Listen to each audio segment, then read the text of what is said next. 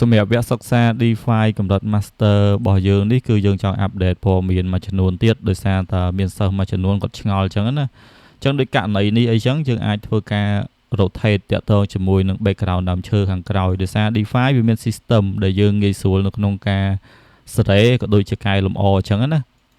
មានន័យថា option មួយចំនួនរបស់ DeFi គឺវាមាន system ឲ្យយើងងាយស្រួលកែតាក់ទងជាមួយនឹង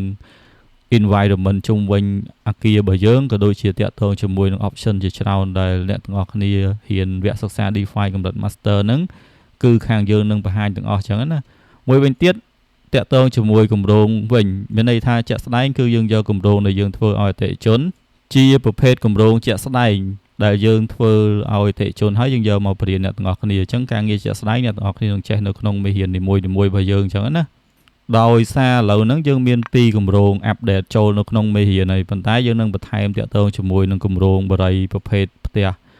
បែបតម្លៃសមរម្យនេះមួយទៀតហើយយើងនឹងមានគម្រោងតាក់ទងជាមួយនឹង interior វិញម្ដង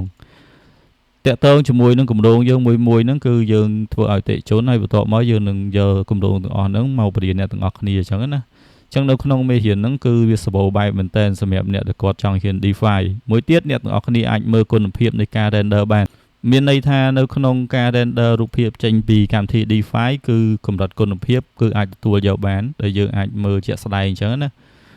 តាក់ទងជាមួយនឹងពលឺក៏ដូចជា environment អីផ្សេងវាងាយស្រួលមែនតើហើយសម្រាប់វីដេអូណែនាំហ្នឹងគឺយើងមានប៉ុណ្ណឹង